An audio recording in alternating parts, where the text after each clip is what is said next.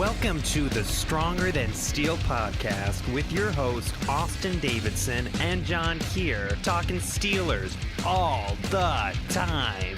Now, here's Austin and John. Hello, and welcome back to the Stronger Than Steel podcast.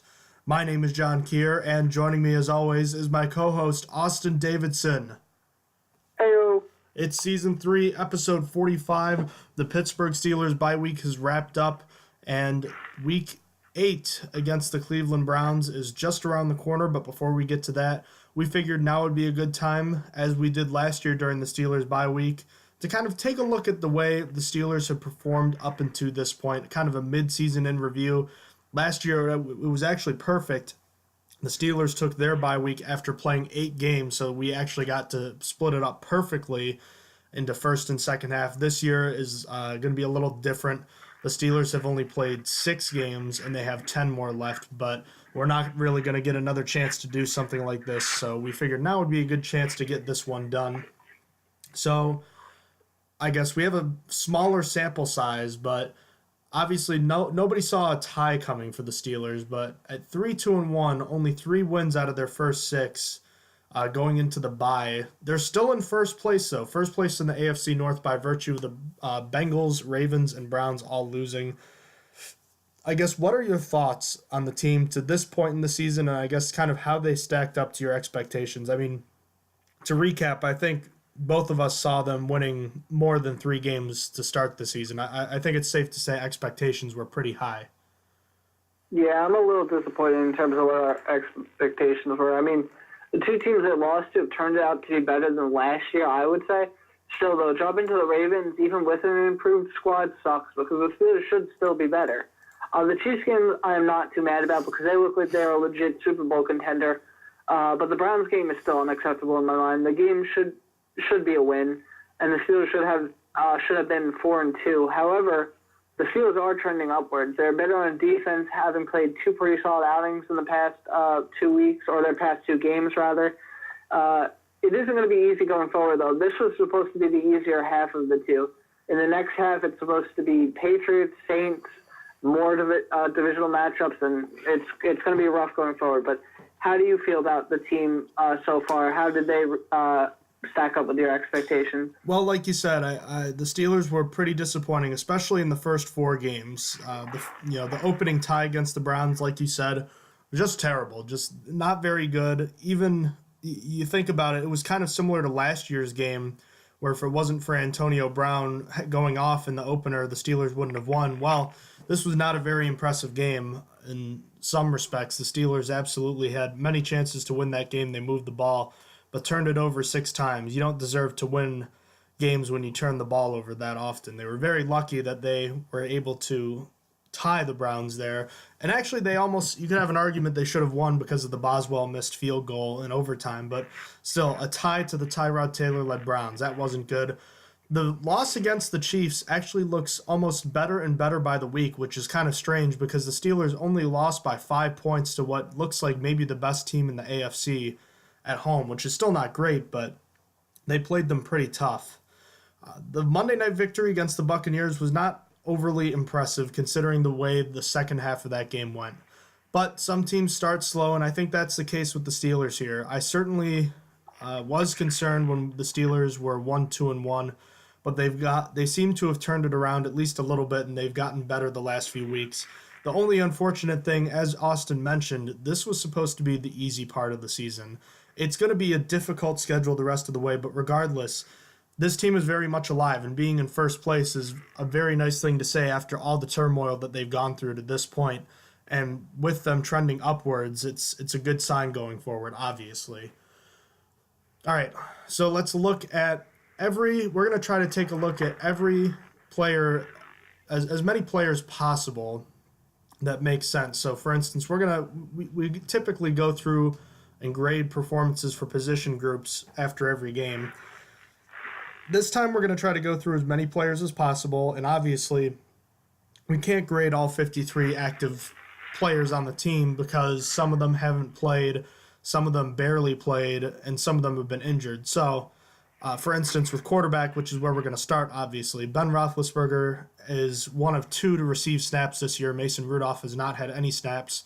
And Josh Dobbs has had, I believe, just one snap. He might have had a couple more, but I know he had one kneel down in the Falcons game. So that being the case, it's kind of impossible to grade the backup and third stringer who have a combined one snap on the season. So keep that in mind. I'll name who we are going to be grading from the position group when we get to them, and then I'll name who we won't be grading for various reasons. So just wanted to air that before we got started. All right, quarterback Ben Roethlisberger. It's been a relatively good year for him, but I think it's clear he can be better than the way he has played, or at least he's shown that he can play better than the way he has to this point this year. The elbow injury he suffered against the Browns, is this a bigger deal than we've been led to believe? How much could that be the reason for a start that maybe isn't up to the standards we're used to seeing for him? And then once you answer that, what did you give a grade for Roethlisberger? Yeah, well, I'm hoping this bye week helps him get over that elbow injury because I feel like the deep ball still isn't there, and I think that might be contributing to it a little bit. But I'm hoping that the bye week gets him over that. We will see, though. He definitely has still been good enough, but hopefully we see what happened last year, where at the turn of the season, or really basically at the bye week, he really started lighting it up following that. So for now, I give him a B+. I feel like he's been solid, but not amazing yet. How about you? How big do you think the elbow injury is for him, and what is your grade for Roethlisberger so far? Well, it would certainly seem to explain his inconsistencies in the first few games of the season. He said in the Falcons game 3 weeks ago now that he quote-unquote sucked it up at halftime, and really since then he's played much more consistent football. He's only thrown one interception to I believe 3 touchdowns. Yeah, that's right. But he's had some good games, some bad games. I guess when looking at his 6 games, I saw 2 good games, 2 above average games, and 2 bad games. The 2 bad games being, unfortunately, divisional games at home against the Ravens and at Cleveland to open the season. But we've seen some up and down play from him. He's not all there. I think the elbow injury is something that's going to be significant, or rather has been significant, and something that can be remedied with this bye week. And he practiced in full on Wednesday, so I tend to think that he's feeling a little bit better. And as time goes on, I'm sure he won't be 100% healed, but I'm sure as time goes on, he'll become more and more accustomed to dealing with it. So I'm confident he'll be able to continue to improve his play. As far as how he's performed to this point, I'll give him a B+, because it's not the best we've seen from him, but it has been enough to win some games, and he's hurt the team in the past this year, but for the most part, it hasn't been crucial, terrible mistakes that have really, really hurt the team. So B+ I think is a fair grade. And as I mentioned before, Joshua Dobbs and Mason Rudolph have played a combined 1 snap, so they are not getting grades for this segment. On to running backs now. Stephen Ridley and Jalen Samuels haven't really played that much, so they're not going to get grades per se, but I guess, are you really happy with their roles right now? Because Ridley's kind of the change of pace guy who gives Connor a breather when he breaks out a 25-yard run. So he plays maybe like 5 to 10 snaps a game, and then Samuels, I think, plays exclusively special teams, maybe 5 to 10 snaps a game there. Are you happy with the way these guys are being utilized? I mean, Connor's the bell cat now, so I don't really mind that these guys haven't really played with how Connor's performed. I mean, it makes sense to me. I'm still a little surprised that Jalen Samuels hasn't been made inactive yet this year. I feel like I haven't really seen him even on special teams. I feel like I haven't seen him log a tackle or much. I'm sure he has, and I just haven't noticed it, but I still find it interesting that they don't just make him inactive. But are you happy with their roles? I'm certainly pleased with the way Stephen Ridley is being utilized. My kind of frustration with Samuels is that I feel like he could have been stashed away in the practice squad, and someone like Fitzgerald Toussaint, who in my mind was a more proven commodity as a special teams player, could have been kept on the roster too. But the Steelers felt differently, and he has not really been playing much. So I guess that's really my only complaint, which really isn't a big complaint at all, to be honest with you. But that's kind of just my outlook on the backups, because you don't really see much of them either. So it's kind of like, what are they doing right now? But I think they've been okay. And then as far as Connor goes, I don't think we really knew what to expect. I mean, I think we expected him to be better than we saw in very limited action last year, but I think it goes without saying he's been quite a pleasant surprise, and maybe even what you would call a steal after we weren't too pleased with him being picked in the third round last year. Yeah, I feel like even in the games he didn't rush for that much, he would still contribute in the air. But also his pass protection has been great as well. I think he's going to end up as a really, really solid back for the Steelers, and I agree. I think that he is going to end up a steal. And this 2017 draft class of running backs is going to end up as like the 2004 draft class of quarterbacks.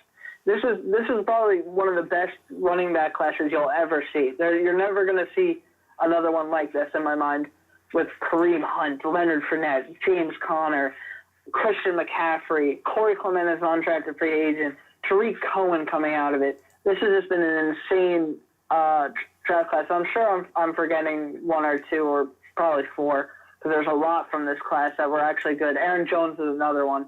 But back to Connor. The 2 weeks that he didn't do so good, I don't even really feel like it was his fault. The Steelers went down so quickly that he wasn't able to get going, really. Besides maybe in the Ravens game, that was different. But we've seen what the Ravens have done on defense to other teams. So really there isn't a game I'm very disappointed in coming from him. Because even in the Bucs game, he came through when it was the most important. He didn't have a good day the entire day. And then on that last drive, he ran like a beast. He did what he had to do to get the Steelers out of the game. So I give him an A- for now, because he does have a fumbling issue so far. That fumble in the first game was a killer. He also fumbled out of bounds another time this season, but that's really the only thing I could harp about is his fumbling problem, and that maybe he just hasn't produced in the games that he didn't produce. He could have produced more, but like it's almost nitpicky. What do you think about James Conner's performance so far this season? I think Connor has been probably the most pleasant surprise for the Steelers this season. I mean, many were saying that he's not a number one running back, and if we've learned anything about James Conner, or relearned about James Conner over the past 6 games, it's that he absolutely can be a number one running back. And you're right, we've seen peaks and valleys in his play. Take, for instance, his first game against the Browns, minus the key fumble, which I guess you can't really forget about. That was a very big fumble, turned the tide of that game. He was fantastic in that game, and the last 2 weeks he's been fantastic as well. And it's not just that he's been a good runner, he's been a fantastic receiver as well. This past game against the Bengals was the first time he averaged less than 6.8 yards or better per reception in a game. You look at his stats as far as receiving goes. He's caught 26 passes for 257 yards. That's just under 10 yards a clip. And he hasn't scored any passing or receiving touchdowns, but, I mean, he's caught at least 4 passes in every game besides the Ravens game, which you already talked about. That was one of those games where he just wasn't being utilized because the Steelers got down early. They abandoned the running game, and for whatever reason, Roethlisberger wasn't looking his way in the passing game either. He's just been, like you mentioned, kind of like a bell cow, like a workhorse even. And even in the games like the Ravens game and like the Chiefs game, he was still producing in some ways.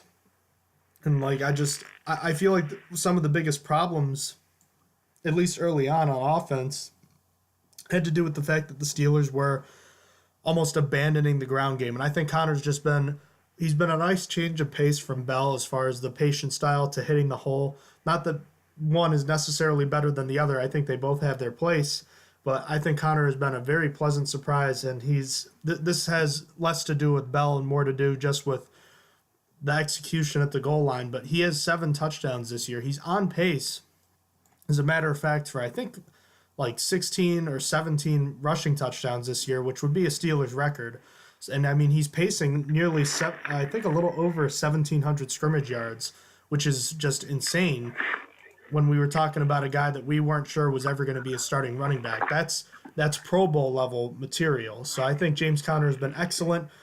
Few things I want to see shored up, like the fumbling problem, and I just want to keep seeing more from him. So I'll give him an A- because he has exceeded my expectations.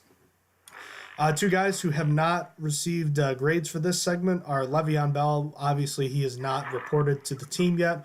And Trey Edmonds, the brother of rookie safety Terrell Edmonds, who is on the practice squad. He hasn't played, so obviously he will not get a grade as well. Tight ends and the fullback, there's 3 tight ends in Vance McDonald, Jesse James, and Xavier Grimble. And there's fullback Roosevelt Nix. So did you want to start with the tight ends, or did you want to look at the fullback first?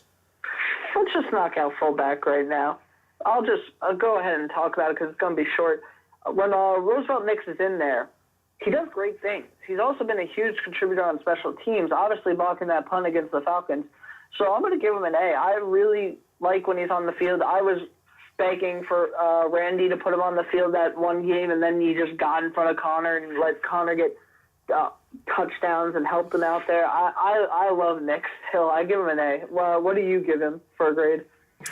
I gave Nix a B+ / an incomplete, and it's mostly because I'm frustrated with Randy Fichtner for having not used him really for the most part through the early part of the season. We were talking about it before, Austin. You just mentioned it. He really wasn't that big of a part of the offense until the Falcons game, and once he got in there, he was making an impact. And I think the running game is a lot better when he's there, and I think he's not really a well-known receiver, but he can make plays too. He had a 19-yard catch against, I believe, the Falcons too. It might have been the Chiefs. I can't remember. But Roosevelt Nix is a guy that can play, and I want to see the Steelers utilize his talents a little bit more on offense because I think he can help. And obviously he's been very good on special teams, but I want to see more from him, and it's not really his fault per se, but I still wanted to see a little bit more from him, so I'll give him a B+ right now. Now the tight ends. We've seen good things from all of these guys. I guess starting with Mr. Vance McDonald, the guy who infamously absolutely destroyed poor Chris Conte of the Tampa Bay Buccaneers, landed him on injured reserve. And really ever since that play, he's been on fire. Wouldn't you agree? Yeah, he's been really good. Literally the only problem I have with him is that he has a fumbling problem with no doubt in my mind, and it hurts him. It hurts his grade for me. One of his fumbles directly led to the Ravens getting out in front early, but he really makes up for it with his plays where he just looks to run over people, like that one with Chris Conte, like the one we just saw last week, and he had one the week before that as well. He just gets these big, like 26, 23, 33-yard gains where he just pushes people off him.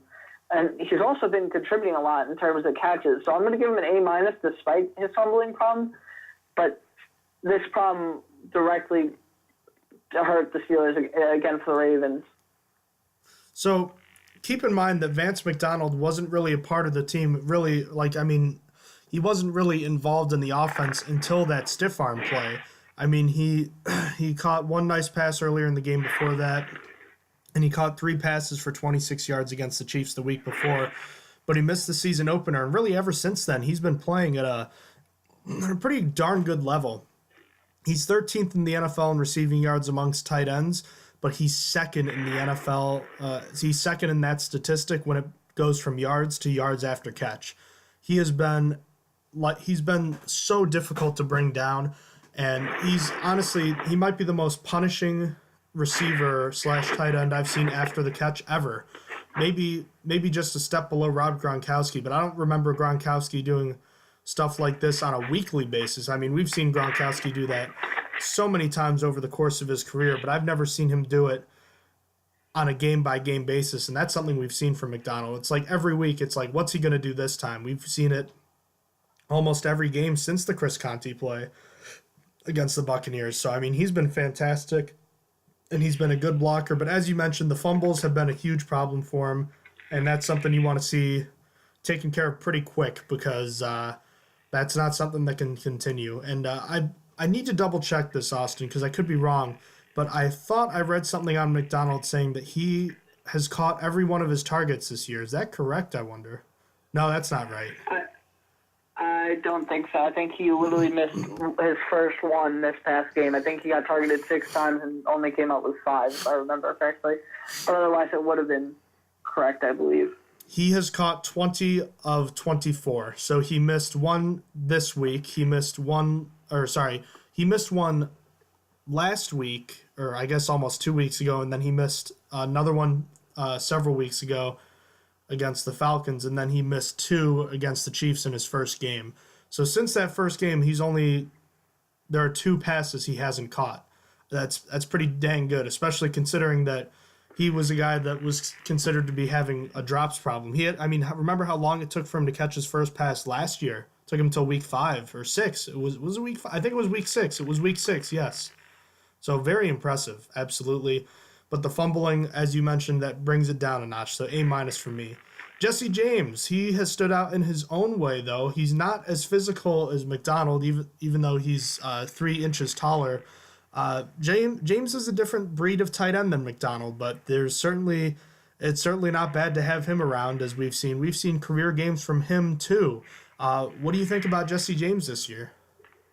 Yeah, as you said, he had a career game right before Vance came back, and he even continued to contribute with Vance coming back. Whether it be by blocking up or getting slippery and getting a few big catches that were clutch, like the 22-yard gain 2 weeks ago. 2 weeks ago. But I think that because of that 138-yard game and him still contributing behind Vance, I give him an A-. I'm very happy with him so far this year. How about you? What do you grade Jesse James? I'm going to give him a B+, and yes, it might be a little unfair for that to be the case since, he is clearly the number 2 receiving tight end option. I just want more touchdowns from James because I feel like McDonald is a great tight end for moving the ball, but he's only 6'4", and he's not really a possession guy. Jesse James is more of a possession guy, and at 6'7", I feel like he's the kind of guy that should be getting more looks in the end zone. He caught his first and only touchdown of the season against the Chiefs back in week 2, and McDonald caught one in week 3. And since then, we haven't seen much from Jesse James as far as the red zone goes. He's still chipped in a little bit here and there. He only caught one pass against the Buccaneers when McDonald went off, and then he caught one pass for a relatively big 23-yard play with the Steelers backed up against Baltimore, a couple of receptions for 10 yards. So, he's still been there. He's more like a number 2 tight end, which has been, honestly right where I think he should be. But I want to see him utilized around the goal line as a receiver a little more. So I'm going to give Jesse James a B+, just because I want to see him get a little bit better when it gets the going gets tough. Xavier Grimble, the number 3 tight end, enjoying a nice bounce-back season after a relatively disappointing 2017. Oh, yeah. For a third-string tight end so far, I'm pretty happy with Grimble, especially with his blocking. He's also just added a huge gain in this past game of 22 yards. So I'm going to give him a B+, since, for a third stringer, he's doing everything he can to do the best he can, to be the best he can be. What do you give him? I'm going to give Grimble an A. I've been very impressed with his blocking this year. Typically, we've seen the extra tight end being a tackle, and we still have seen that with Chukwuma Okorafor this year. But at the same time, I've been very impressed with what I've seen from Grimble, and I know the last couple weeks have been most of what we've seen, but he's on pace to tie a career high as far as receptions go, and as far as yardage goes, he's right there with his career highs. So, he's not going to be a huge receptions guy, but he can still make a couple plays, and I think the last 2 weeks especially have been great for him. If he can keep producing like that, it makes running a 3 tight end set so much more valuable when you have 3 tight ends that can catch the ball too. So I'm very happy with what I've seen from him. So he also gets an A. And the guys that are not part of this grading process are Jake McGee and Ryan Malik. They're both tight ends on injured reserve. Bucky Hodges and Christian Scotland Williamson from the UK are on the practice squad. Next is wide receivers. We've got quite a bit of a jumbled room here right now with Eli Rogers about to come off the PUP, one would expect.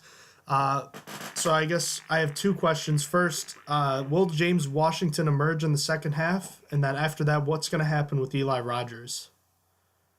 Well, for the James Washington question, I believe so. I know that Juju got on the field quicker, but this wide receiver room was a little bit worse, I would say, last year when Juju got to come on.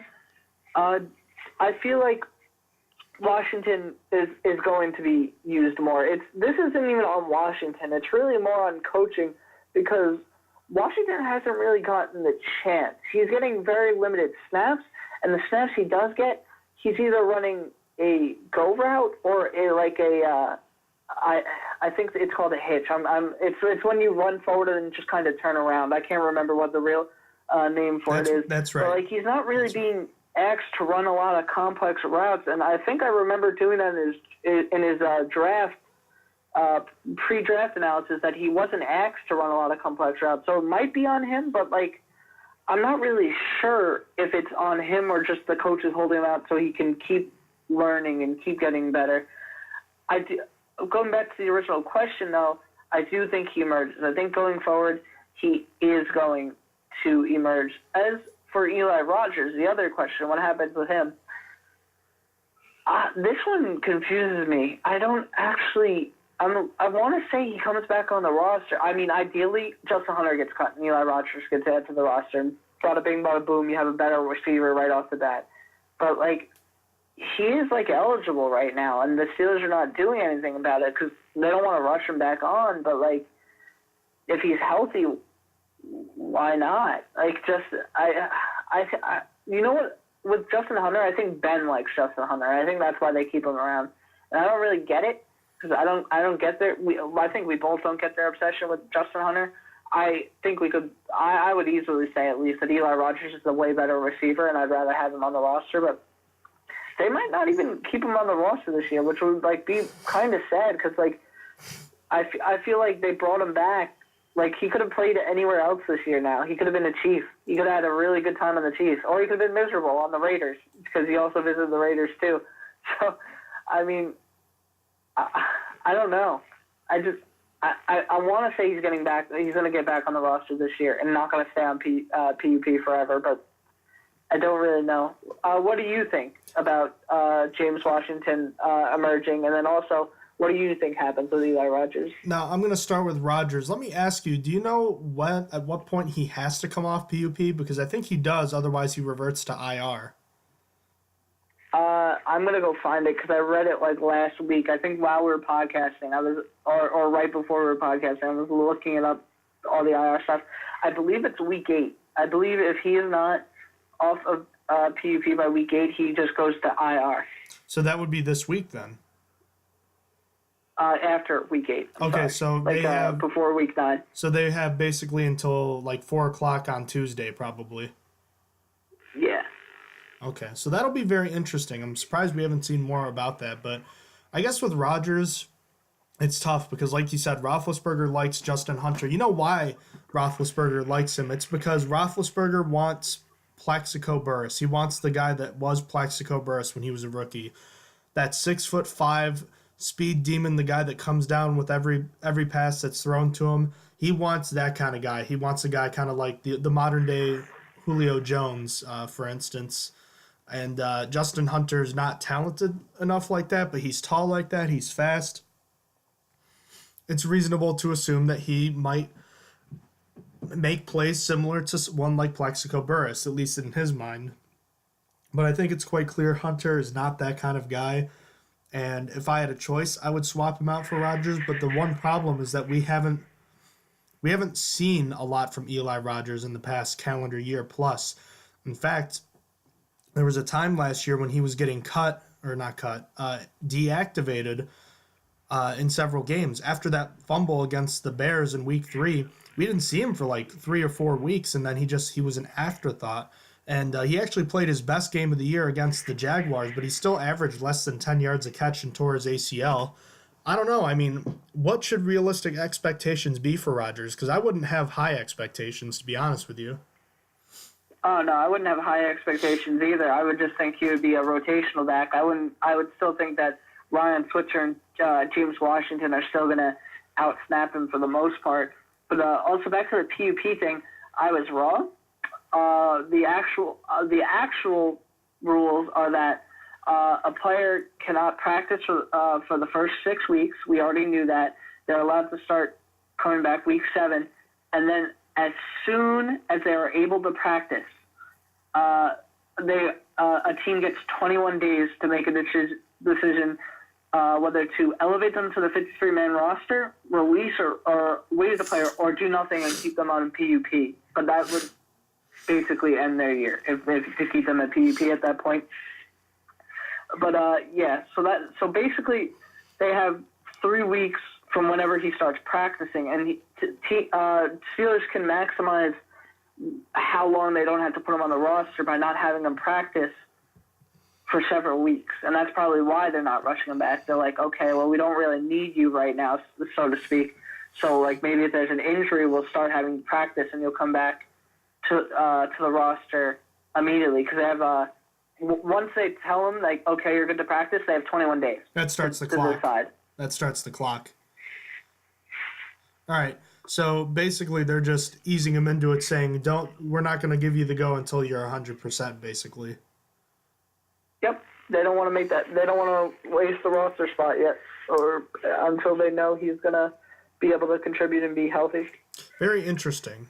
All right. Well, as far as James Washington goes, yeah, I agree. I think it's only a matter of time, and I think it's just a fact of, some guys it takes longer to adjust to the NFL, and there's nothing super wrong with that. I mean, especially not when you're not a very early pick, and I know he's relatively early, but he doesn't need to be the guy right now. And, you remember Martavis Bryant didn't even catch a pass until right around this time in his rookie season. So, I mean, there's no reason to suspect that Washington's a bust or anything like that. It's just a slow start, and I think he will emerge. It's just it'll take a little time, and that's I don't know if he's going to be like a Martavis Bryant, a touchdown per game average, but I think he'll be effective as well.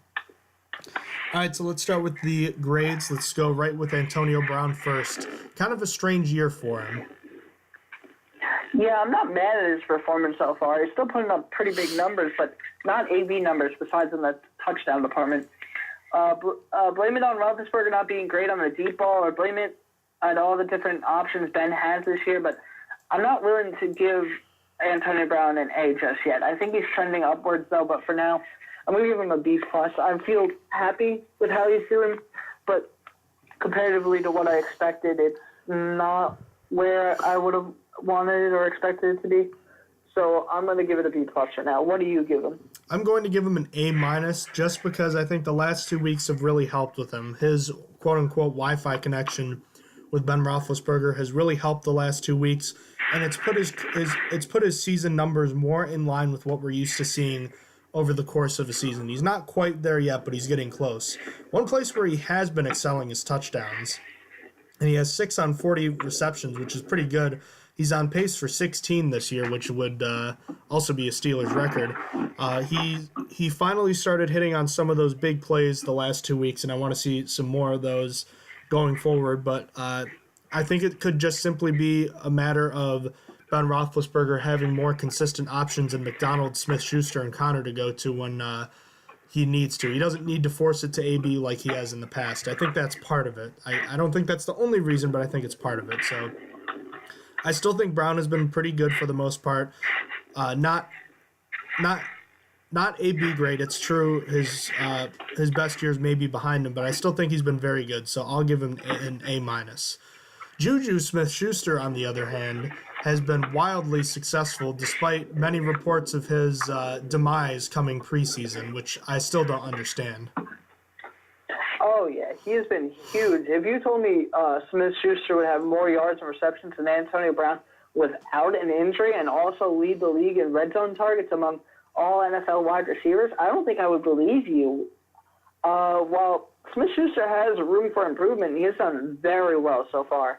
If he could just stop dropping that one easy ball per game that it feels like he does, like once a game, there's one ball that just comes his way, it's just a nice 5-yard catch, no one's around him, and he drops it, he would be at an A+.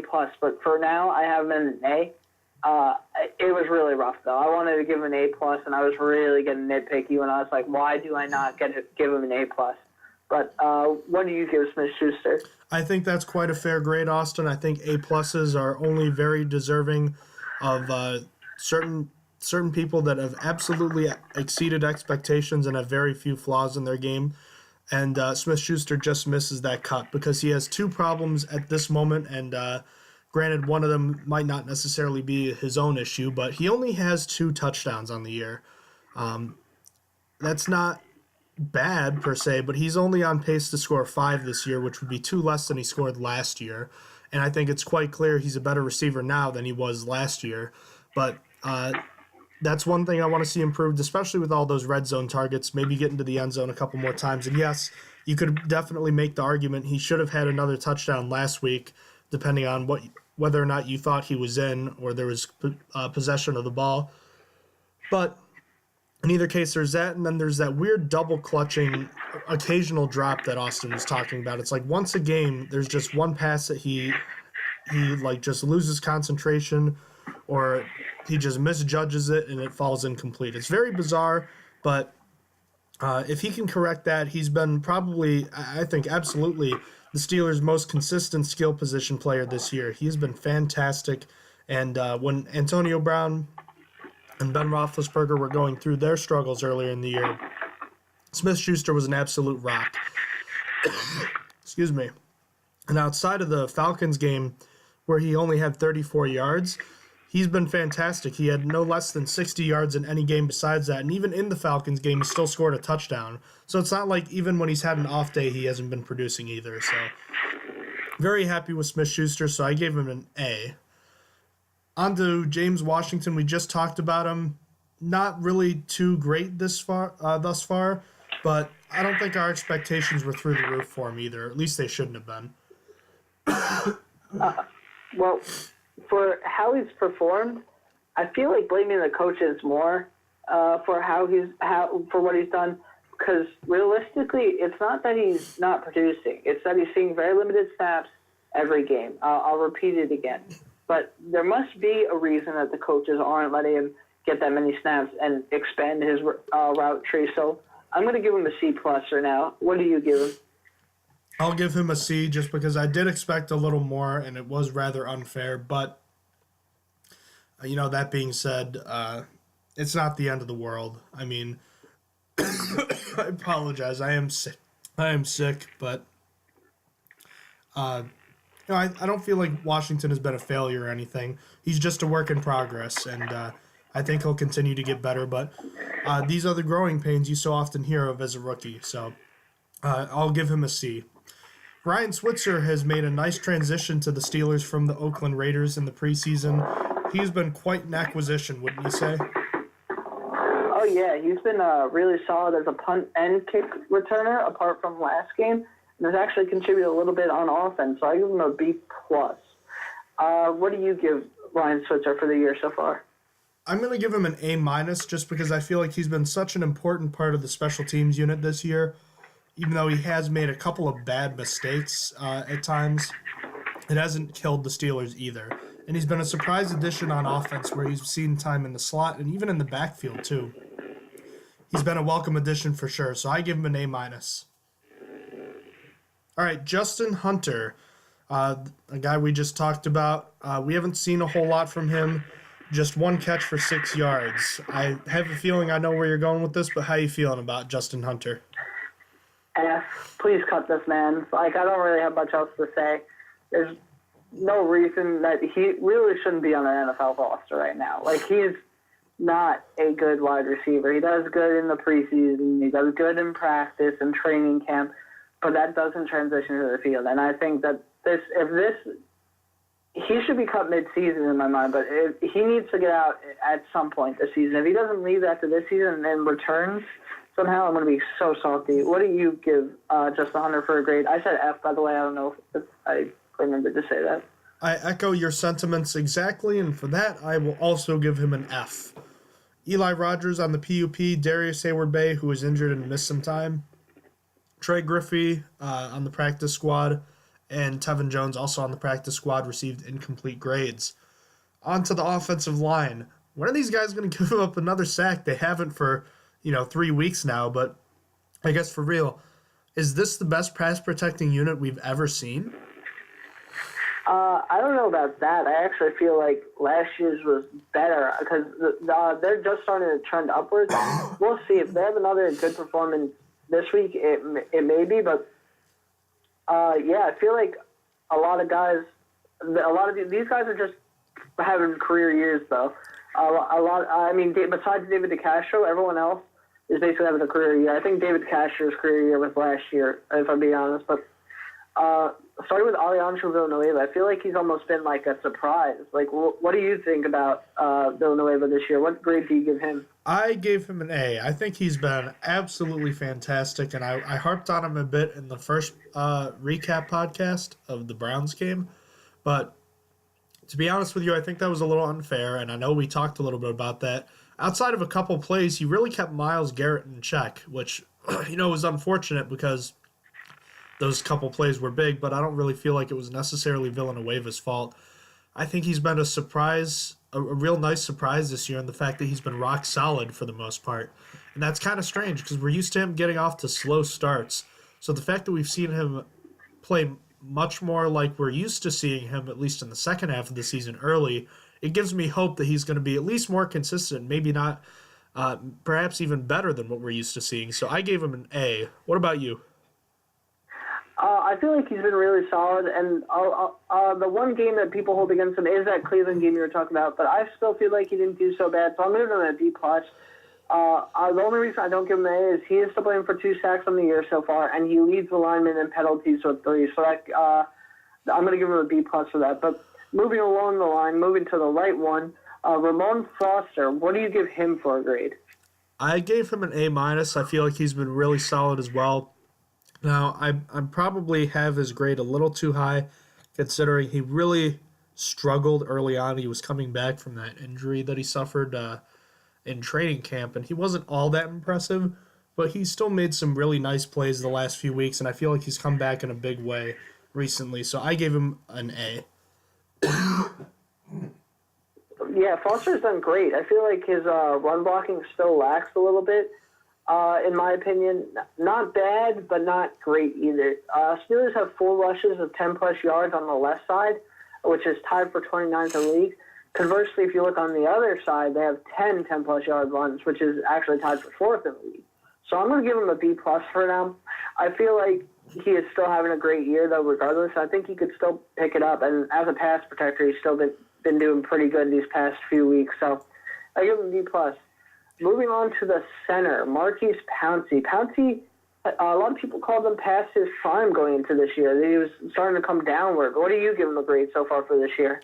I gave Maurkice Pouncey a B+, and first of all, I wanted to apologize again that I am sick and I'm not. As you can probably tell, I'm really struggling to get through here right now. I don't feel the best, but I'm gonna do it. I really wanted to do this. I was looking forward to this episode, so we're gonna get through it, and I'll be better. I gave Pouncey a B+. I don't know. I certainly don't think Pouncey's past his prime. I think he's been very good. I actually thought Pouncey was overrated back in the day when he was going to all those Pro Bowls, and now I think he's a bit underrated. I will say, though, that there are times, like the Falcons game, and even a couple times in the last game against the Bengals, where I felt like he was getting driven back, and I was kind of surprised. I was like, I don't really think this should be happening, but I mean, I guess, I'm picking just a few plays here. I'm being a little nitpicky, but I feel like he's a great athlete, and he can handle pretty good defensive tackles, but when they're big and strong, like Brandon Williams and sometimes Geno Atkins, although not this past game, he tends to struggle against them. We know what his kryptonite is, and when you have a kryptonite, like you have something that's relatively common in the league, a big, strong interior defensive tackle, that doesn't necessarily mean that you're the best of the best, but I am nitpicking. I think he's been very good, so I gave him a B+. What about you? I also gave him a B+. Pouncey had a great game against the Bengals. I felt like it was enough to move him from a B to a B+ for me. He's done solid, but not great. Steelers still have no 10-plus yards from down the middle, and that's something to worry about. That's not all his fault. That's a little bit on Ramon Foster and David DeCastro because James Conner has to run in between those two. But I just want to let that be known. So I'm going to give him a B+. Moving on to David DeCastro. DeCastro came off a career year last year. I think it was easily his best year. I mean, besides maybe penalties. So far this season, what are you grading him? I gave DeCastro an A. I agree with you. I think he's the best offensive lineman on the team, and he has been for years now. He's in my opinion the best pulling guard or maybe offensive lineman in the league, and he can handle his own as a pass protector and as a run blocker with pretty much everybody in the league besides, as we saw in the first preseason game, Fletcher Cox. He's just been fantastic, and I think DeCastro is one of the best guards, if not the best guard in the league. And it reminds one of another number 66 right guard or offensive guard in Alan Faneca. He's not quite that good, but he's still very good, and he's one of the best players, maybe the best overall offensive lineman we've seen on the Steelers since Faneca, possibly. There have been a lot of good ones, but he's been very good. So I gave him an A. Oh, yeah. I'm going to agree completely. He's still the Steelers' best lineman. I feel like this is nitpicky, but I feel like he hasn't been as great as a run blocker this year compared to last year. But he's another player that I feel like is just trending upwards. I feel like by the end of this season, we might be talking about him being the best guard. I mean, if you already don't have him there. I personally do not yet, but he is really close, probably top 3. But I give him an A. Finishing up the starting offensive line. Marcus Gilbert, what do you give him? Gilbert is kind of interesting because I feel like he's been the quietest, or at least less, I guess, most under the radar guy of the line this year. I gave him a B plus. The running game has been very good, and I guess he's just been very under the radar, and I guess that's a good thing for offensive linemen. But I had a hard time judging his play, and I know the running game has been good there, and he's been good in pass protection. But I gave him a B plus, and I'll be honest with you, I didn't really see any reason to give him a lower grade or a higher grade for standout performances in good or bad ways. So I gave him a B plus. What about you? I'm going to give him a B plus as well. Gilbert is tied with Villanueva for giving up the most sacks this year with 2. He also has 2 penalties, so I'm going to give him a B plus. Very close to an A minus because of how efficient running to the right is for James Conner. So I'm going to keep it at a B plus for now. But moving on, now we're getting into some backups. B.J. Finney, he got to get a start when David DeCastro, a few starts actually, when David DeCastro was out due to a fractured hand. What do you give him for those and his backup role? I give him a B. He's typically a better run blocker that we seem to think than Ramon Foster, but he actually got a start at right guard this time, and he wasn't as good as he was at left guard. He was still solid, though. I don't think there's any real reason to criticize his play that much. We haven't seen a lot of him, but it's been solid, so I gave him a B. Yeah, I'm going to agree with you. Per usual, I'm happy with Finney's play as mostly a backup. I give him a B for really not seeing him that much. I mean, he did get to play in David DeCastro's injury while he was injured, and I felt like he did decently. I'm going to give him a B. And, yeah, so moving on to Chukwuma Okorafor. What do you give him? The rookie third-round pick, the really raw guy who was supposed to have a redshirt year, and that didn't happen.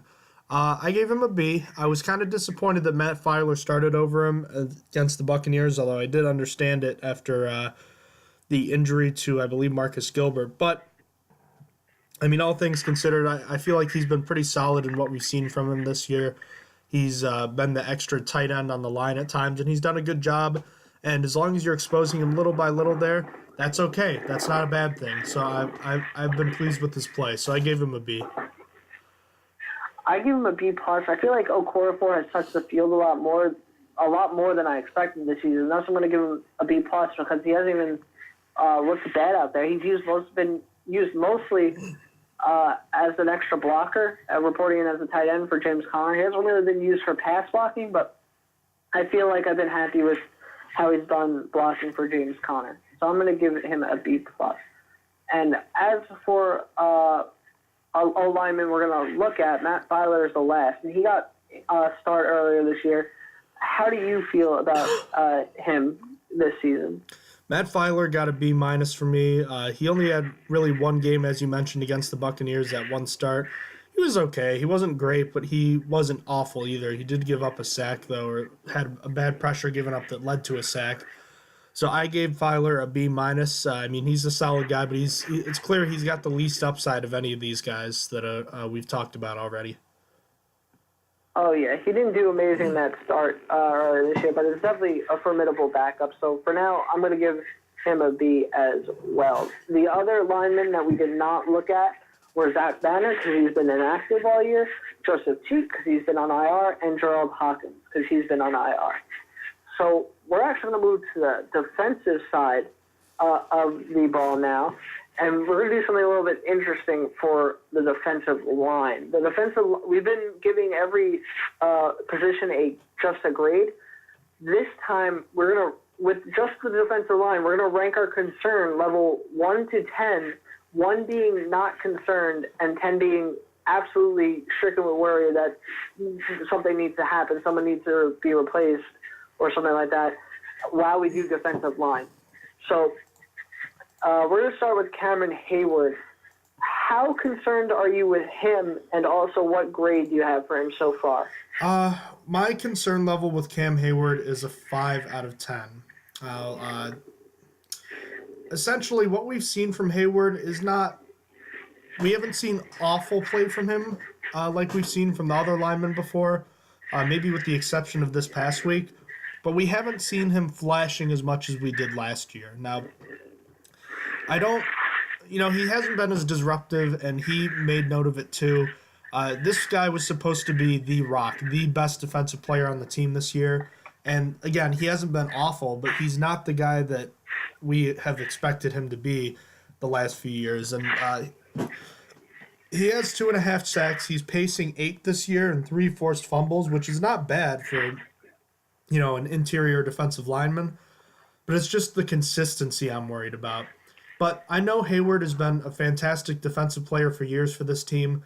I think he will be okay. I think it's just a matter of getting out of the funk, and I think he'll do it. But at the same time, he is now 29 years old, and he's played a lot for an interior defensive lineman. Maybe this is the start of a decline for him.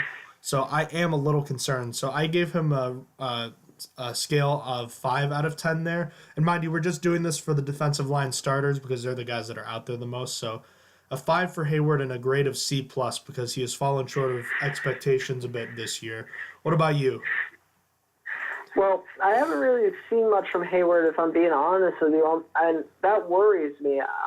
I'm worried because this was the star defensive player, our rock, as you called him, coming into the year, and we just haven't really seen it. He hasn't stacked up to how he performed last year. Last year was an insane year for him, and this year is just it's not resonating the same.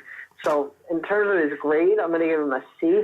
In terms of my worry for him, I'm going to give him a 7 out of 10. I'm pretty worried that this might be the beginning of the end, but we'll see. Moving on to Stephon Tuitt. Tuitt was my whipping boy for like the first 5 weeks. I absolutely took every opportunity I could, but last game he turned it around. So what do you give him for a grade so far, and how concerned are you with him? I'm actually going to flip with you. I am going with the 7 for my concern for Tuitt, and I was very happy to see his performance last week against the Bengals, 5 overall tackles and a sack. That was a very impressive sack too. But the overall body of work just has not been there, and you've harped on him all season. And for the most part, you've been spot on with your criticism. He came into this season and he said he knew he had to be better, but for at least the first month, if not more, we didn't see an improvement. We just saw the same old. And then last week was a key turning point possibly, but now it's time to see him keep doing it. And I'm not entirely confident he's going to be able to. He's still only pacing 3 sacks on the year. I'm not super confident, but last game definitely gives me hope because I was feeling pretty hopeless after the Ravens game. The last 2 weeks have been better, and last week was really good. So I give him an overall grade of a C, and I'm still pretty concerned, but I'm still holding out hope now that I've seen some good evidence. What about you? How are you feeling on Stephon Tuitt? Well, coming into the year, I wasn't expecting much besides his consistent pressure, and he really didn't even have that until last game. So I'm going to give him a C- for now, but another player that's trending upwards after a big performance last week. But last week also took me, in terms of worrying level, from a 9 to a 5. I was very worried about him until last week. And now, I mean, I'm still cautious with him, but I feel better. Like, he actually even got a sack, and, like, that was good for me. He was causing pressure. I felt better. So now I'm at a 5. I'm still concerned, but not completely worry-stricken as I was. Now, wrapping up the concern level with the starter, Javon Hargrave, what do you give him for your concern level and then also his grade? I'm going to give Hargrave a concern level of only 3 because Hargrave is the guy that's less of an impact player than Tuitt and Hayward, and he's not supposed to be an impact player as an interior defensive lineman. You know, there's pretty much Aaron Donald. That's pretty much the only real impact inside interior defensive lineman. Hayward is also supposed to be one of those guys, but I mean, Hargrave is a nose tackle, and the fact that he has been a pretty decent pass rusher from that position has been a nice bonus. Now, he already has a career high in sacks for a season with 3, and they haven't been the most impressive, but I think as a pass rusher, we've seen him do better as far as completing the sack, and I want to see him get more pressure consistently because he's been a better consistent pressure forcer the last 2 years compared to this year. He's got to get a little more consistent with it this year, but I think it's interesting, Austin. He already has 3 sacks this year, and he's played in less snaps this year than he did last year and the year before. He's on pace to play a career low snaps, but he's on pace for 8 sacks too. You know, like I mean, we've seen some inconsistent play, but he's not an impact player per se. But I'm not really that worried about him. I think he's going to continue to get better. So I'm actually, I might have said it before, but I'm changing my concern level from a 3 to a 2 because as I'm talking now, I'm feeling better and better about it. And even if he's not generating consistent pressure, if he can finish with 5+ sacks, that's really good for a defensive tackle, nose guard kind of thing. And if he can, 8 sacks is not out of the realm of possibility. And if you get that from your starting nose tackle, that's good. So I gave Hargrave a B+ and a concern level of 2. I'm going to almost agree with you on most of that. Hargrave has actually done decent so far this year in the limited stats. I really don't worry about him at all. I think he's on the field, and like you said, he's on pace for 8 sacks right now. But, I mean, that could all change. Obviously, last year we thought he was on track for something crazy after the first 2 games. I think he had 2 sacks through 2 games or 2.5 sacks through 2 games, if I remember correctly, and then it just stopped. After that, it was over. Like, there was I think 1 more sack on the year last year. So we'll see. But, I mean, if he can keep it up, he's going to be fine. And I right now, I think he can keep it up. I have my concern level at a 1 for him, and I give him a grade of a B for right now because, I mean, he's done decently, but it's really only the sacks for the most part, and he does need to get that pressure up. But that's really it for the concern level. Now, for the rest of the guys, we're just going to give our grade. And that brings us to Tyson Alualu. Alualu hasn't really gotten that many snaps this year because no real injuries to the defensive line yet, knock on wood. So he hasn't really gotten much time to play, but he has seen the field a little bit. Well, so what grade do you give him? I give him a B- / an incomplete. He only has 5 tackles on the year, which is kind of surprising, and no sacks. He after 8 games last year, I think he had like 2 sacks, and we just haven't seen as much from him. I don't think he's necessarily playing bad as much as I just think he's not seeing the field very often. But I don't think he's been bad, so I gave him a B-. Yeah, I feel like he hasn't gotten enough playing time, and I don't know if that's on him or the team doesn't want to shatter to its confidence. But we saw what Alualu did when he got playing time last year due to injury, and he finished with 25 tackles in those few games that he did play, like, and got to get a meaningful amount of snaps. And he also finished with a bunch of sacks. He would, going back to when I roasted Stephon Tuitt, he would have been, probably would have had way more sacks than Tuitt had he played the same amount that Tuitt played. So I'm going to give him a C+ for now. So I don't really know what's going on. I mean, I feel like, I guess they know that Alualu isn't the starter. Tuitt obviously is, but I feel like I want to see him in more. I feel like I want to see them testing that and making sure to keep everyone competitive. So C+ right now for Tyson Alualu. Then we're going to wrap it up with Daniel McCullers. A surprise. We all wanted him cut after last season. He has been on the roster and just kind of doing nothing for the past few years. beats out Joshua Frazier, and then gets on the roster and actually hasn't done terribly when on the field. He's not been inactive every game either. So what grade do you give him? I gave Daniel McCullers an A-. Now, he only has 2 tackles on the season, but he also has a sack, which is something we haven't seen a whole lot from him in the past. He hasn't looked like a body. He's looked more and more like a defensive lineman, I guess is the kind of compliment I can give him.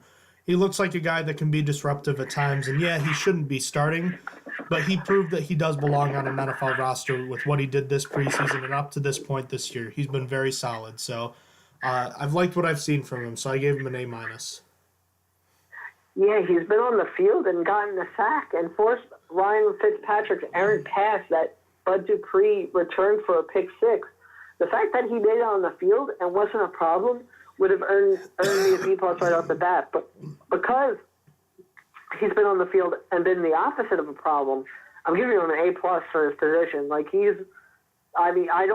don't take me saying his A+, like, yeah, he should be starting over John Hargrave. I'm giving him an A+ because he's a backup that we both wanted to be cut, thought he was a waste of a roster space, and then just comes out here. Is not inactive every game, and on the few snaps he's gotten has done amazing things. That's all you ask for. If you just coming in for a few snaps and you're going to get a sack and then force a pass to get intercepted, I'll take it. That's an A+ in my book.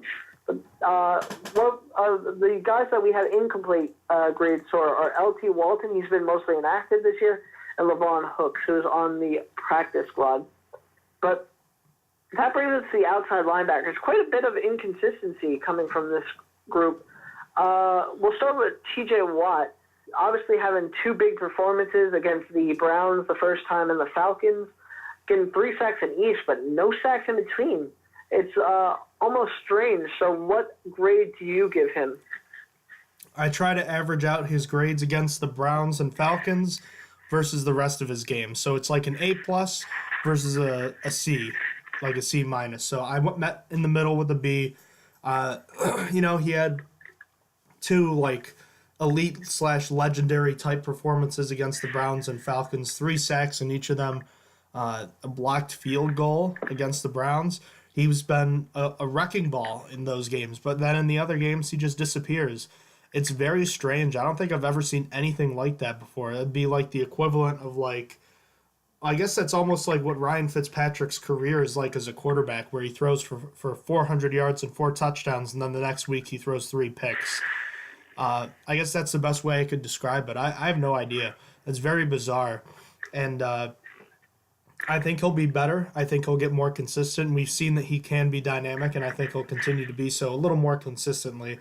But for right now, I'm giving him a B just because it's the average of those grades. Yeah, his performances have really made it hard for us to really grade him because it's just so polar opposite performances. I mean, it's how much do you weigh like those elite performances, those 3 sack games, and then you compare them to like 3 tackle games that he's had. Like it's just really hard to like put a grade on where he's at. But ultimately, I went with a B as well because I felt like those elite games were better than his bad games, even though there's been, I guess, more like bad or only okay games since he only had 2 amazing games. But just those amazing games, he was the biggest factor. Like he was a difference maker, like an Aaron Donald, as you mentioned earlier for another player. So in those games, like if you take those stuff away, like the Steelers might not. Okay, no, they still beat the Falcons, but they probably don't beat the Browns without his big performance. So, not beat the Browns, don't tie the Browns. I'm sorry, but I'm going to give him a B for now. I hope to see more consistency going forward, so I can say more confidently about where he's at right now, really. But Bud Dupree is the next one, and Bud Dupree, we didn't really expect much coming into the season. We basically know what he is. So what do you give him for a grade so far? I give him a C-, and let me be honest with you, we do know what Bud Dupree is, and he's not a very great pass rusher one-on-one, but he's good when you stunt him. He's athletic enough to make a couple plays in coverage. He had a pick 6 this year. he's not useless on the field, kind of like what Jarvis Jones was like a backup level player. Bud Dupree's not awful. He doesn't really stand out all that much unless if you're using scheme to help him, which, I mean, I don't know. It's a little disappointing, but at the same time, Dupree's not going to kill you every game, except for penalties and like sometimes a couple of wasted reps. Sometimes he just almost gives up on a play, and then other times the penalties really kill you, like the offsides penalties, the illegal hands to the face. Dupree is frustrating in that regard. If he can clean up his act on penalties, he's a quote-unquote wart you can live with on your defense. So I gave him a C- mostly because of the penalties, but I don't think having him as a starter is really, like, if Bud Dupree's your worst defensive starter, I don't think you have a terrible defense. Let me put it that way. Do you agree with me? Yeah, I'm actually going to agree with you. I'm going to give him a C. If Dupree didn't have all those penalties, I think I would even go as far as give him a C+. It would be close. It would have been either a top C or a bottom C+, but he's having more sacks than I would have expected at this point. He's on pace for about 7 sacks, like eight sacks maybe, but I'm going to give him a C for now since he doesn't really contribute much every week. The pick six was huge, though, against the Buccaneers, so I'm also factoring that in. So I'm going to give him a C for now. But that moves on to the backup and only other really outside linebacker on the roster is Anthony Chickillo. What do you grade him for his defensive play and special teams play?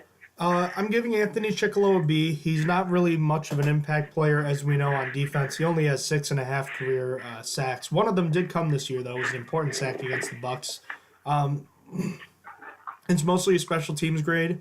He doesn't hurt you on special teams, and he's pretty solid there. He's a nice player to have, so I gave him a B.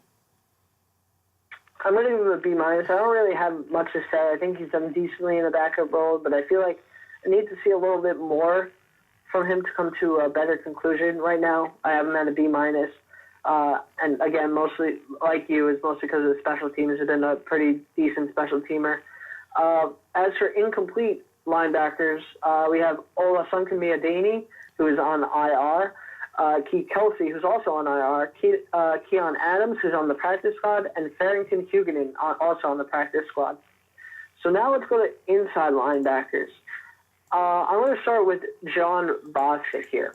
John Bostic was probably the big offseason addition. I mean, maybe Morgan Burnett was bigger at the time, but John Bostic has turned out to be the bigger offseason addition. Coming out of preseason, at least I was a little worried about him, but I think he's shown us that he is a pretty good defensive player. What do you grade him? I'm grading Bostic with an A. I think he has been the most consistent defensive player on the team this year. I've been very happy with what I've seen from him. He's quite literally the opposite of Ryan Shazier as far as a good inside linebacker goes. Shazier made the flashy plays. He was great in coverage. He would come up with those plays that make you go, wow. Bostic's not that guy. Bostic is more of a consistent, make the play in front of you, not really a wow kind of play. He's not going to fly in there. He won't miss tackles as often, though. I've been impressed with Bostic. He already has 2.5 sacks on the season. He's projected an insane 8 sacks, which I wouldn't expect from him, but it's been a very good season from him. He's pacing almost 100 tackles. He leads the team in tackles. As long as the ball is in front of him, he's about as spot on as it could be. And the only bad plays he's made he's broken up 3 passes too, which I'd like to point out is a pretty good number for him. He's been put in bad positions at times, like the inside linebackers seem to always be. And I think even then he's done relatively well. So I've been very pleasantly surprised with John Bostic. So I gave him an A, Austin. Do you agree with my grade? I actually do agree with your grade. I'm going to give him an A. Coming from preseason, I want to echo this. This was a huge surprise. Bostic has probably been the Steelers' most consistent defensive player and one of their best. Very good so far, and I sure hope he keeps it up. And that brings us to Vince Williams. Vince Williams, we had high expectations coming into this year. After his first year as a starter, he did pretty good. I mean, he didn't finish very good, but we still had high expectations with how high his sack count was, how high his tackles were. How do you think he stacks up compared to last season? What do you grade him this year? It's very strange. I feel like the year John Bostic is having is the year we would have expected Vince Williams to have, and the year Williams is having is what we would have expected Bostic to have. But it has been strange. Williams has just not been the same disruptive force that he has been in years past. He had 8 sacks, especially last year. He had 8 sacks last year, and he has only 1 this year, which he did get in the last game, which was a good sack, I must point out.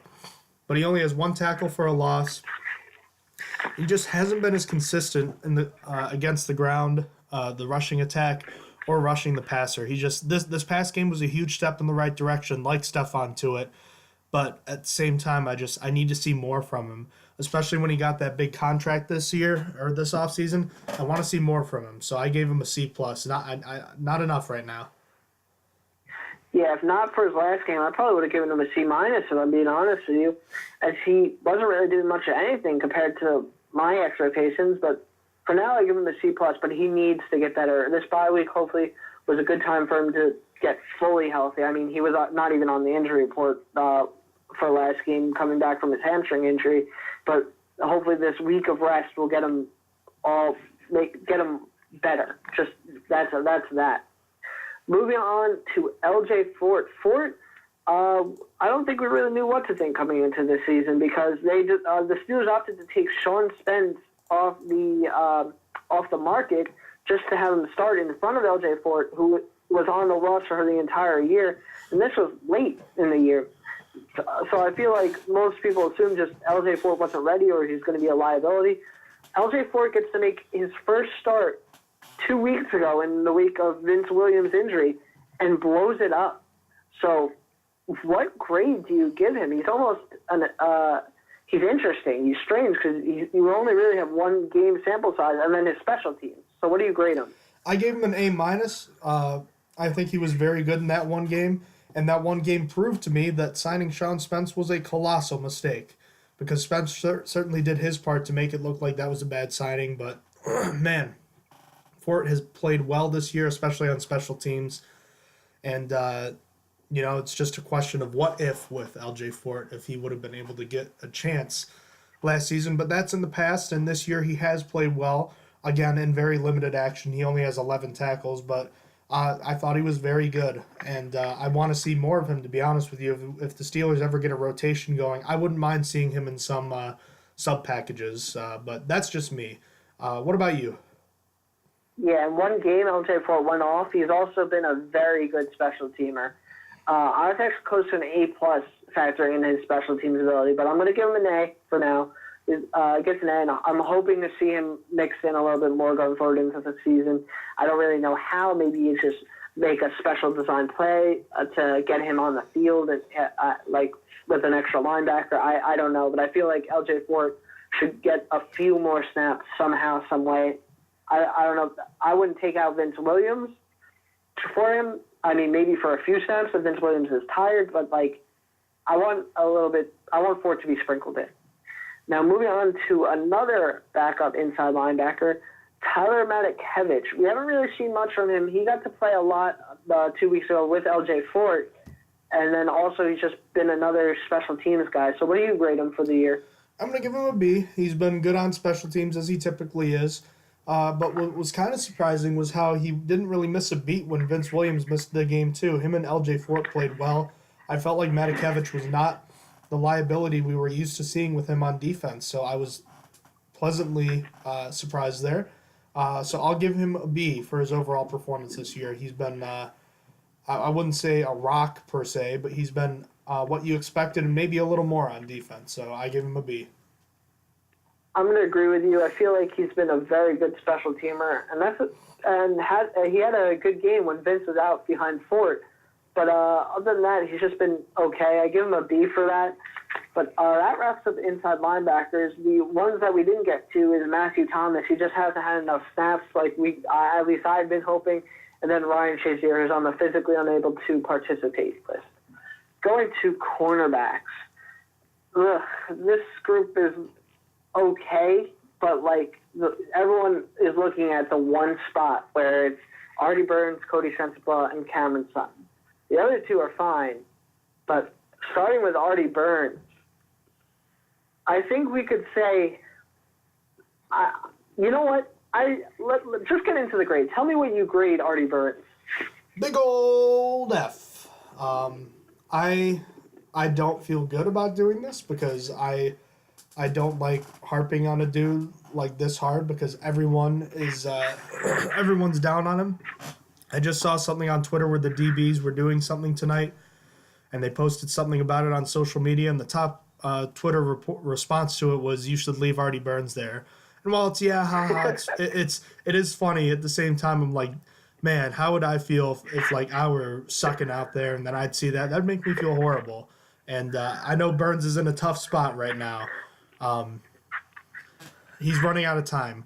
I'm still a little bit of a believer in him. I really hope he turns around, but I'm not super confident in it.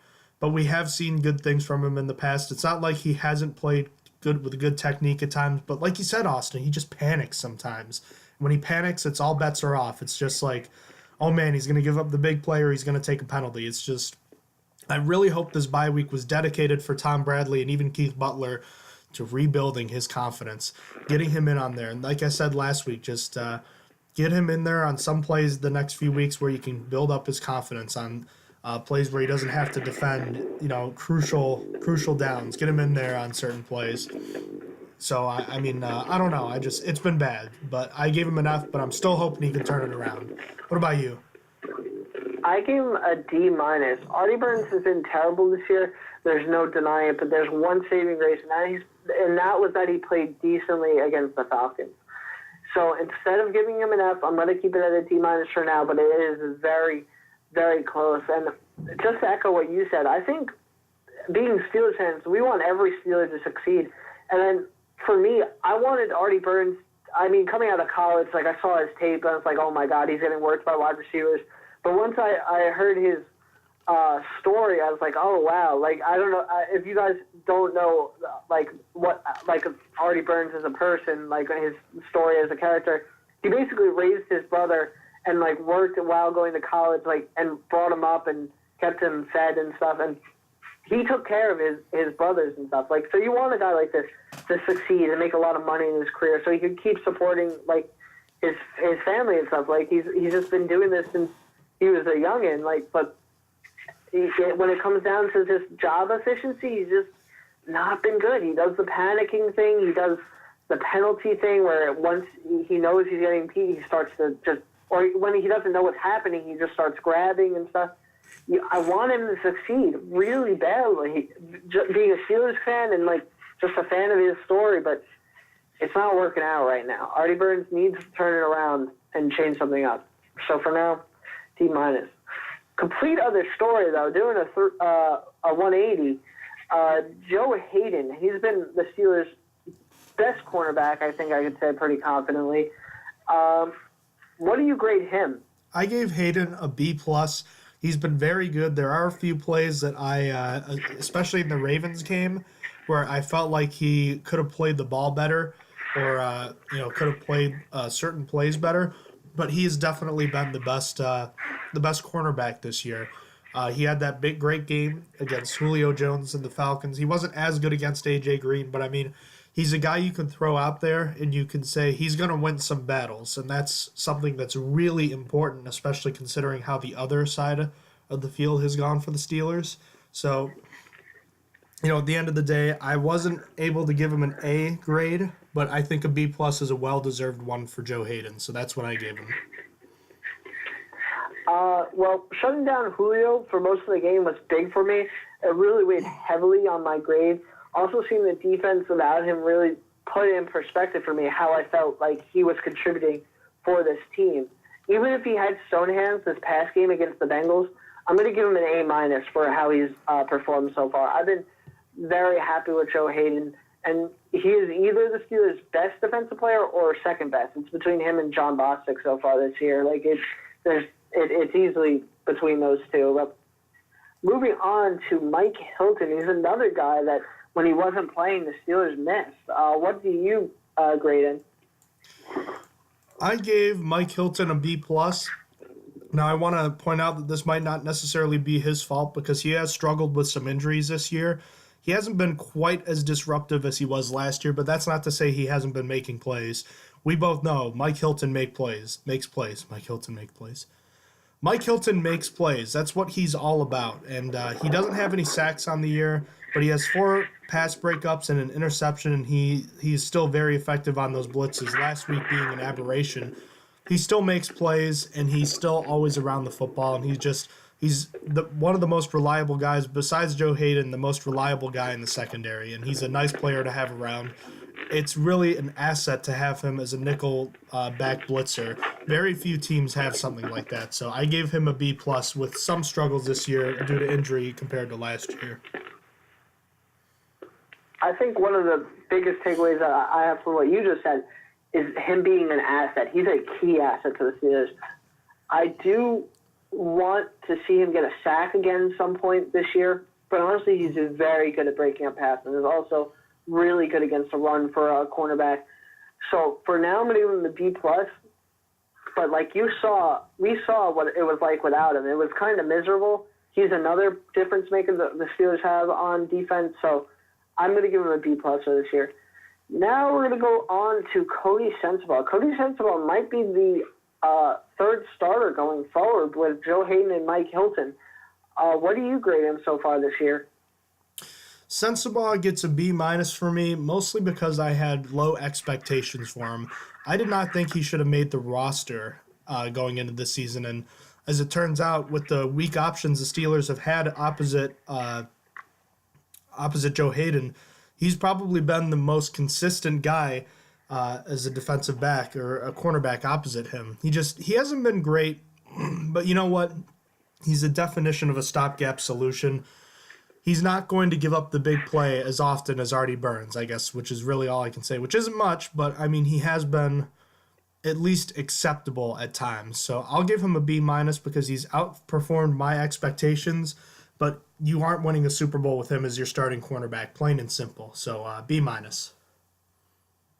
I feel like Sensabaugh is trending up after a rougher start to the year, but we're really going to see how Cody is in the next few weeks. For now, I'm going to give him a C+ because it's an average grade. I feel like he's come out and done more than I would have expected, but we'll see how he does going forward. I feel like I wish that we could have done this episode a little bit later for just to see for more for Cody Sensabaugh. But for now, C+.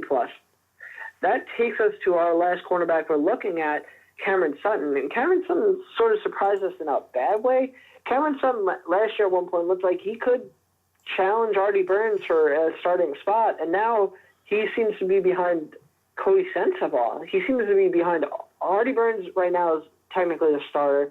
Cody Sensabaugh is really switching out with Artie Burns here and there, and then Cameron Sutton is after him. So what do you grade Cameron Sutton so far this year? I give Cameron Sutton a C because up until last week, I hadn't seen a whole lot that was good. He had a nice interception against the Browns, but he also gave up a couple long plays. And then the last 2 weeks, especially last week, he made some tackles. And yes, he gave up some catches to C.J. Uzomah, but, I mean, he's fighting a height difference. Sutton's 5'11", and Uzomah's at least like 6'3". I mean, tight ends are usually 6'4". That's a significant height difference, and Sutton was plastered to him. Even though Uzomah made some plays, Sutton was right there the whole time. I don't know. It is kind of concerning that he hasn't seen more snaps on the outside. Perhaps the Steelers see him more as a slot cornerback, which could be why we're not seeing him play as much as Sensabaugh and Burns.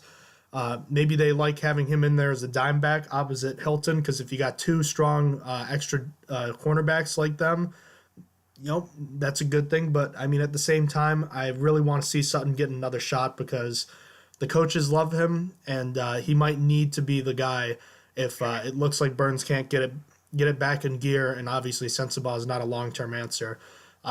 It's a little concerning we haven't seen more from him, so I'm going to give him a C, but I'm still hopeful that we're going to see more going forward, especially depending on how much longer the Steelers hold on to Artie Burns. Yeah, I really just want to know why he isn't getting more playing time on the outside. Is he really not better than Burns or Sensabaugh? Is he really below both those guys? I don't know. I just felt like last year we saw some pretty good things from him. Just disappointed not seeing more out of him so far So I'm going to give him a C for the season so far. And I want to see more. Unfortunately, I think he's actually trending downwards, but we'll see about that. The incomplete guys we have are Brian Allen. He's been inactive for most of the year, but he doesn't have enough snaps to really grade him. Then we have Trey Johnson, who is on IR, and then we have Herb Waters from the practice squad, new addition that just showed up about a week or two ago. So we don't have a grade for him yet. Moving on to safeties. I guess we'll start with Sean Davis. Sean Davis has been okay. I feel like we haven't really talked about him in a bad way yet. We haven't really talked about him in a great way yet or a good way. It's just been a guy. So what do you grade him? The only bad thing I really see from Sean Davis, which is sad because I always saw this from Mike Mitchell, was taking horrible angles to guys breaking through the line of scrimmage. And, I didn't have high expectations for Davis this year because, let's be honest, this is his third position in 3 years, and I said all offseason I didn't feel like that was good for him, especially because he openly said that he wished he had a defined role and that he didn't have one. So he hasn't been a liability like he was at times last year, so I'm very happy with that. I want to see a little more from him, though. So I'll give him a B because he hasn't, sucked per se. But, he also hasn't done a whole lot to impress me either. So I'll give him a B with the hopes that he'll continue to improve as a free safety.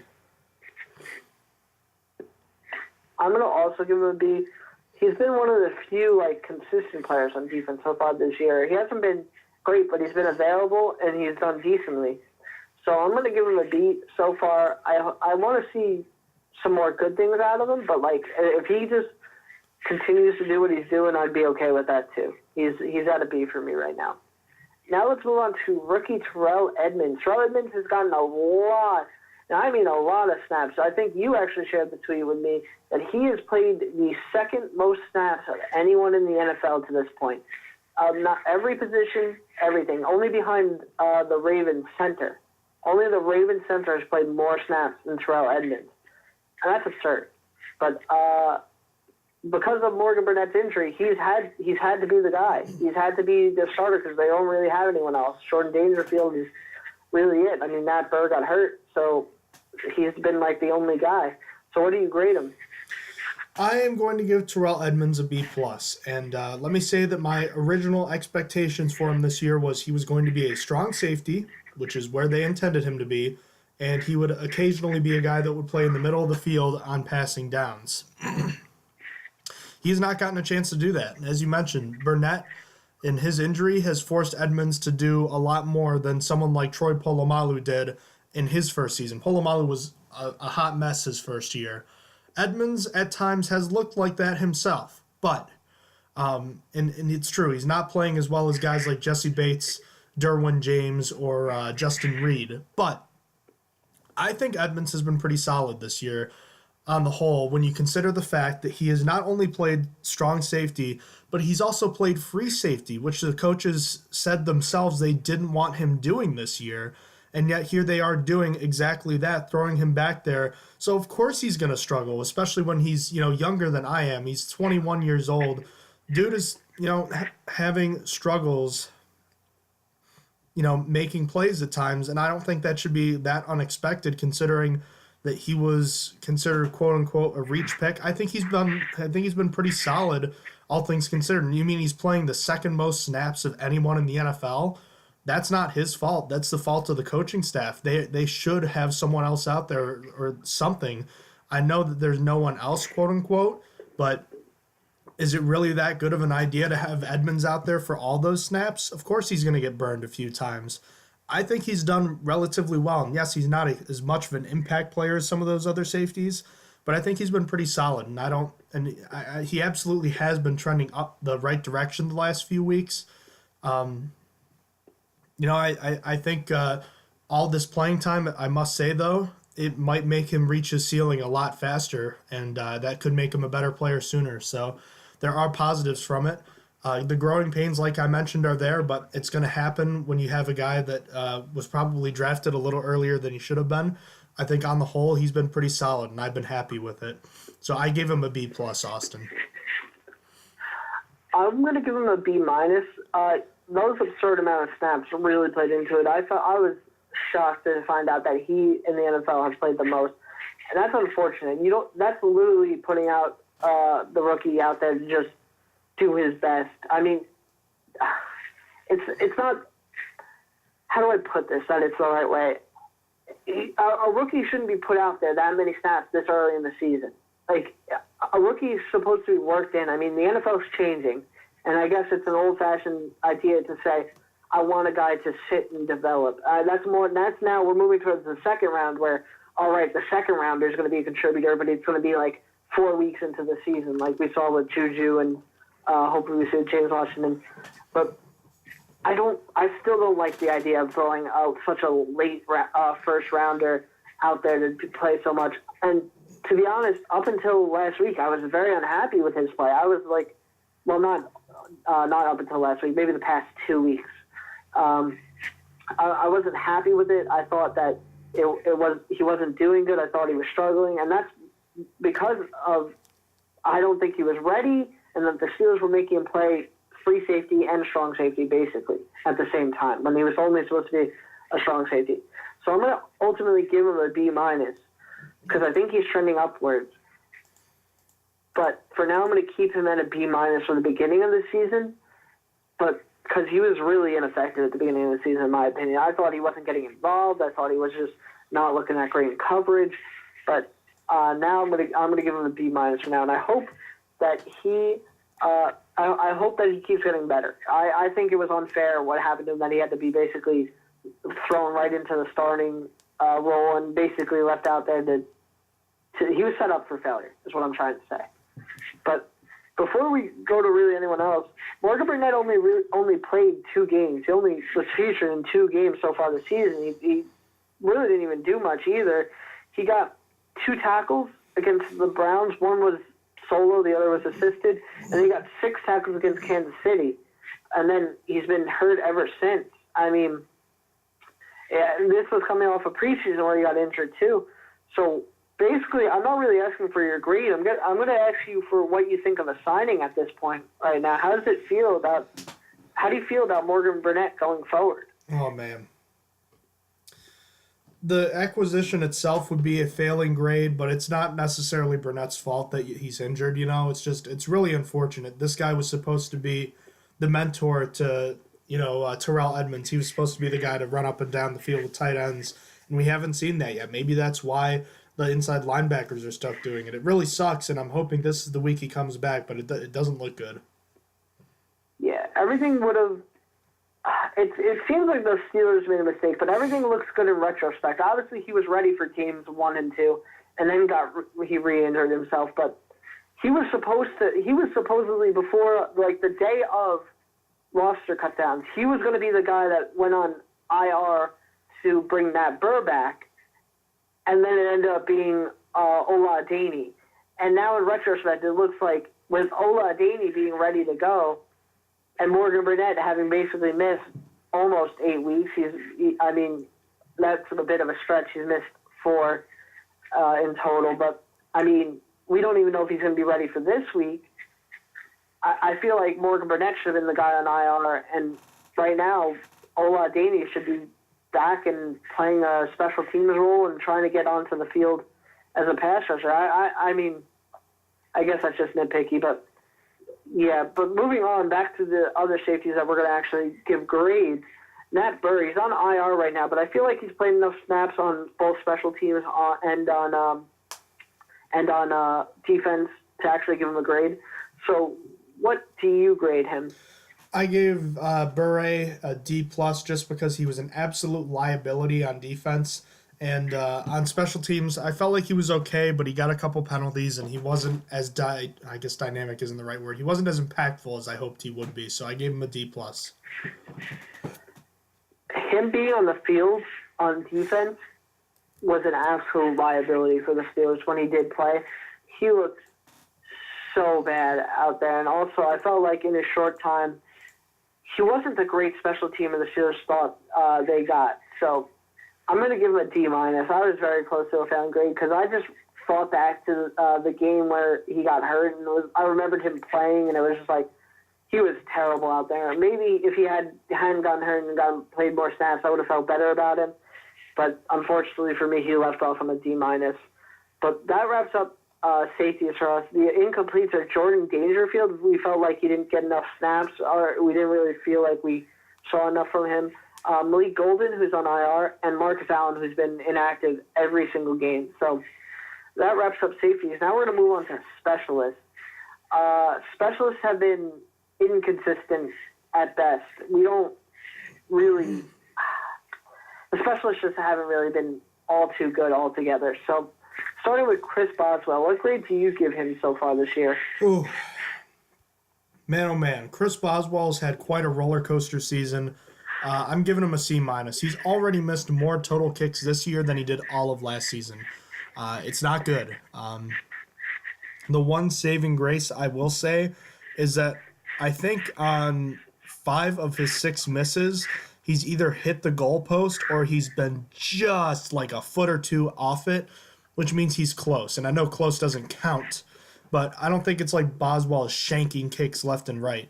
He can do it. We know he can do it, and he's close. I think the last couple weeks have helped him, and I'm really hoping that next week we'll kind of get things continued to trend in the right direction. So I gave him a C-. I'm going to give him a D+.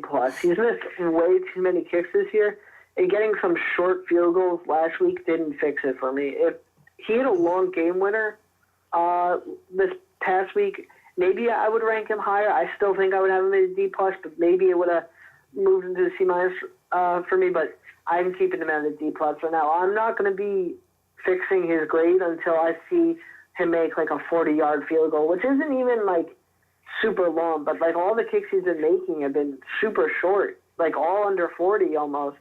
I want to see more of Boswell returning back to my expectations of Boswell. And I'm not even saying like back to a 50-yard, him hitting all his 50-yarders. I just want to see more of the higher number of field goals a little bit. But, that is very interesting that you mentioned that, because he actually hasn't made a kick of over 40 yards this year. Yeah, that's exactly my problem with him right now, is that he hasn't done anything that's like impressed me. He's literally only just I hate to say it this way, but let me down. Like, he's only missed kicks. I'm glad he hasn't missed all the 30-yarders and all the 20-yarders and below, but like, that's not impressive to me when we've seen what Chris Boswell has done in the past, where he was perfect on all 4 of his 50-yard field goals last year, and then he hit clutch game winners, and he was hitting his 40s and was automatic. That's why I'm not going to fix his grade until he does that. I want to see him make the 40-yarders again. I want to see him have his confidence back then, not on the 30-yard chip shots, but regardless. Moving on to Jordan Berry. Berry, definitely not a guy we wanted on the roster at the end of the preseason. We saw what Matt Weil was doing, and Weil was excelling in preseason. And Jordan Berry was kind of keeping up with him. I think we both agreed that Jordan Berry was just behind him, but the Steelers ended up going Berry anyway. What do you think of this so far? How has he done this year? I apologize. The heater just kicked on in my room. It's the first time it's been on all year since I moved here, so if you can hear that, I sincerely apologize. Anyways, Berry, I gave him a C+. The last couple weeks have been trending in the right direction, but Berry's just inconsistent, and too often than not, Danny Smith goes with those directional kicks that just don't move. They don't flip the field at all. And it's true he has been working well with the coverage team, but he's still only averaging 43 yards a punt, and the net is at 39.1 yards, which is still under that elite number that Danny Smith calls for, which we both don't think is elite. But, that hasn't been good. He still has 12 punts inside the 20, but it's not been great. Matt Weil, by comparison, is averaging 45 yards a punt, 41.2 net average, and has had 14 down inside the 20. So Weil has clearly been a more effective punter. So I gave Berry a C+, and I just wanted to hear your thoughts on Weil compared to him, and I guess your thoughts on Berry this year as well. Oh, yeah, I think that easily Weil was has been the better punter. I mean, he's averaging 45.2 yards per punt right now, while Barry is averaging 43.1. That's a difference of 2 yards a punt. And I mean, it might not sound like that much, but like when it's really at the end of the year, it's going to be a big difference. And when you factor in how many yards that would have been a difference for with a 2 yards per punt average. It's not even that though. Like Matt Weil is also averaging better net average because of it. But regardless, in terms of Barry, he's been average at the end of the day, and it's like it's not been consistently average. He's average because he's inconsistent. He's brought some really bad. He's had some really bad punts that only go for like 30 yards when he kicked them at like before midfield, and then he'll also have some punts that like he'll boom for 60 yards out of nowhere. It's just it's like what? It's like he's had a long punt of a I can't remember. I can't remember. His long was 69 yards. It was 69 yards. It was somewhere of like 60 yards, but it just earns him an average grade of C+. And like it's bothersome that it's not like I can't say okay, like he's been consistently like this. No, he's just been good and bad, and it averages together to a C+. But that leads us to our last specialist, and that's Cameron Canaday. I don't think we would have had that many that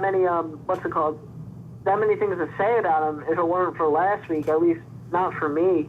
What do you have to say for him? It would have been an A, but the 2 holding penalties last week brought it down to a B. There are also talks of him having bad snaps earlier this year too, so not as well as we've seen from him in the past, so I gave him a B. I'll give him a B- because he got 2 holding calls, 2 holding penalties last week. How does that happen? How do you get 2? So I'm going to give him a B- literally just for that. That's really mean, I guess, because, I mean, we haven't heard his name other than last week, but just anything a long snapper does bad is going to be held against them heavily, in my opinion, because you shouldn't ever have to hear from the long snapper. But that wraps up all our grades. So this concludes part 1 of the podcast. You have been listening to Stronger Than Steel podcast. Thank you for joining us today, and don't forget to check out our website listed in the description below.